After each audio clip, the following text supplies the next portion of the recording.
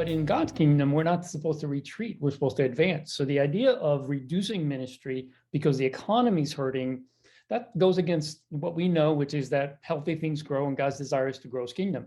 So we should be thinking as church leaders, how do we increase and continue to increase God's kingdom in the ministry that we offer through our churches, even though the economy may be doing whatever it's doing. And like you said, people's giving has been consistent, at least on a percentage basis.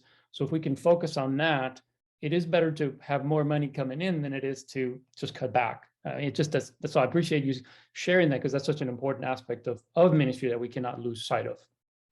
But you've got to start laying that foundation, because as Leo, as you mentioned, the knee-jerk reaction is to cut back.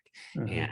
And this is not the way that God's kingdom operates. And so Yeah. we need to be expecting God to do extraordinary things through the lives of our people, but we have got to cultivate that environment. And so my second recommendation is to get started now on an integrated year-round funding plan. We are Mhm. no longer in a space where you can talk about generosity once or twice a year and expect to fund the ministry that God is calling you to. It is a year-round basis. We need to think about it as a function of discipleship. And Yeah. so we wouldn't talk about serving people once or twice a year. We wouldn't talk about growing spiritually once or twice a year. It's a year-round activity, and generosity's got to be viewed in that same perspective. Yeah. The third recommendation is, if you're carrying debt, you really need to evaluate your opportunity to reduce that. The debt service is any debt service is stealing from your ministry funding. And in spite of what your natural concerns are, even through the pandemic, church debt campaigns were doing great. They were doing terrific, and continue to do so today. And so those churches that are stepping out and testing the water with good pre-campaign development and pre-campaign feasibility studies, making sure that they've got their ministry and financial leaders aligned before they jump into it, are having fantastic success. And so if you can move that off your out of your ministry spending plan, take the debt service and interest out of that, then you can do more ministry. The other thing that's important to know about that, if you've got some debt or you need some renovations, is renovation capital campaigns are also doing really well when they're centered around ministry needs. And so most churches that are doing capital campaigns today are combining that with renovations, which there's a lot of reasons you want to do it that I'm not going to go deeply into here, but it will create more giving, draw more people into participating. And when you invest in those renovations, deferred maintenance, that sort of thing, then the pressure on your ministry budget for deferred maintenance or sinking fund investments goes down, because you've been able to upgrade your facility. And the last is focus on engagement of your donors.